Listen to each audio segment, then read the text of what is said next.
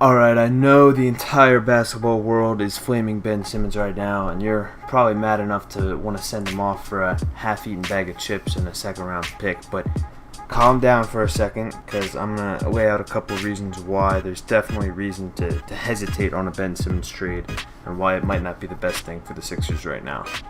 First and foremost, the most obvious reason that a Ben Simmons trade is a question at this point is, what is Ben Simmons' trade value right now after this playoff performance? A general manager in the NBA ultimately has to sell a fan base on the team in order to sell tickets and keep their job. So it's a major question how many teams think they actually have the answer to unlocking Ben Simmons as a player. Based on how Ben played and the perception of him in the media right now, realistic options and trades that have been brought up consistently are guys like CJ McCollum, D'Angelo Russell, Andrew Wiggins, or even a package of lower tier guys in order to get Ben. And for all these options, there's zero certainty that any of those guys make your team any better, and they're all also major question marks in terms of their salaries and how much they actually produce.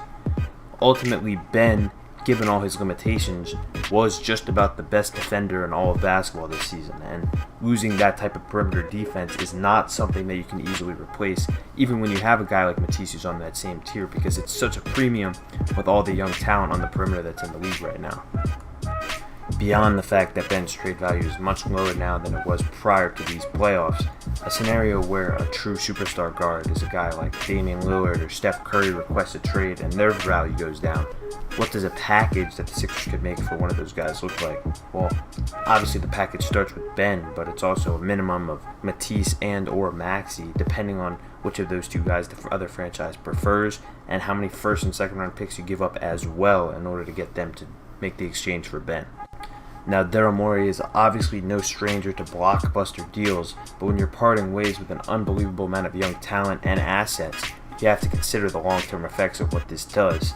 And even in the short term, a backcourt of, for example, Damian Lillard and Seth Curry on the Sixers, who is playing any defense in that backcourt? Who is picking up the opposing team's best wing scorer if you've given up both Ben and Matisse? Now, both Tyrese Maxey and Matisse Thybulle are deservedly fan favorites and big parts of the long-term plans of the Sixers. So if you give up both of those guys, you're committing very much to a win-now mentality of the next 2-3 years is when your championship window exists.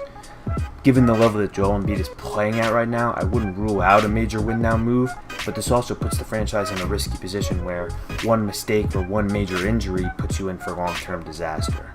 Finally, and I know everybody is sick of hearing the same offseason stories about Ben Simmons' jump shot and all the videos of him launching the threes in pickup games, everyone's hopes getting up, but I truly do believe this offseason will be different and Ben Simmons will make the improvements he has to. Now, I believe this for several reasons, but foremost because his inability to shoot and struggling at the free throw line has limited him in playoff series before, in Boston a few years ago against Toronto. It's always a factor, but it's never to the extent that it was against Atlanta this year. He was completely humiliated. His struggles are the biggest story of the NBA playoffs so far, and he literally has been given no choice but to improve for the sake of his own personal dignity.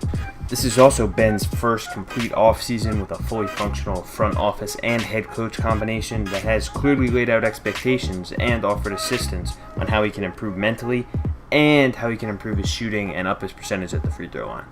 It's also important to note that even with the superstar capabilities of Joel Embiid and as good he's been throughout his entire career, the Sixers are a 500 team throughout Ben Simmons' tenure with the Sixers when he does not play. Many of the Sixers' worst blowout losses over the past several years have come in games where Ben doesn't play, and the team simply has no idea what to do on offense. They have no identity, and they can't push the pace in transition. Joel Embiid even defended Ben's value to the team back in February, and noted how the team performs consistently worse when he does not play. Overall, and to wrap things up here, I think you tough it out with Ben throughout the entire offseason, and worst case scenario, look to move him later on.